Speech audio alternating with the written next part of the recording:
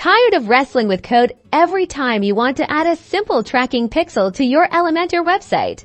Let's jump right in. First, log into your WordPress dashboard. Navigate to the plugin section on the left-hand side and click on Add New. In the search bar, type in GTM for WP and press Enter.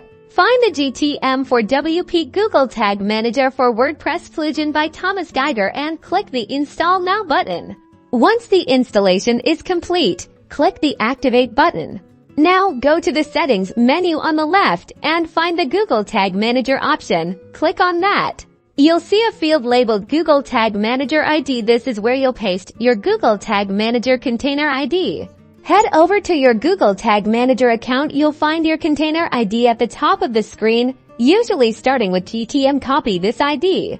Return to your WordPress dashboard and paste the ID into the Google Tag Manager ID field. Then scroll down and click Save Changes. That's it. Now you can manage all your tracking codes and marketing pixels through Google Tag Manager without ever touching your Elementor templates. You're all set to streamline your website analytics and marketing efforts.